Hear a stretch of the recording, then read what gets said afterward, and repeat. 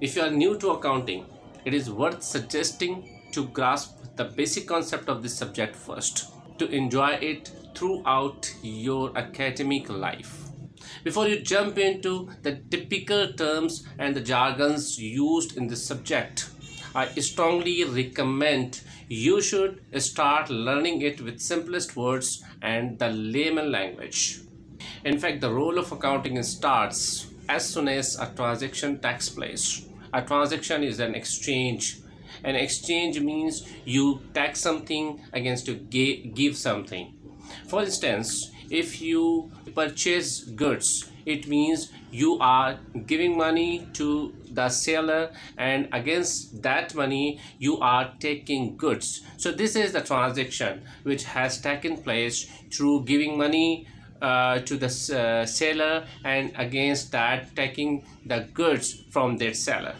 After the transaction has taken place, the accounting is responsible to these five things.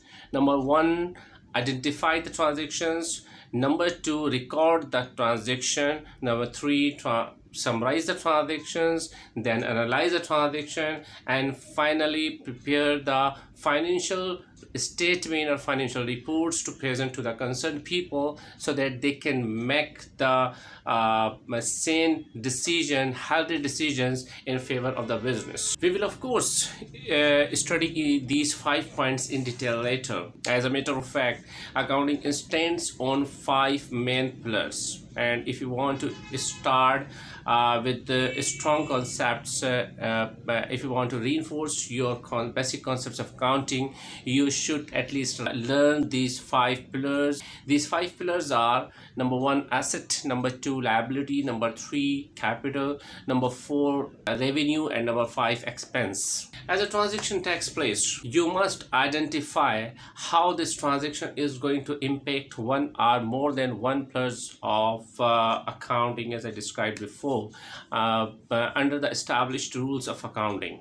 In fact, in order to show the impact of the transaction by adding or subtracting the money we are dealing with, as money is the main unit of accounting, and we have to show the impact by adding or subtracting the money in terms of dollar, in terms of any currency, and that will impact any of these 5 pillars.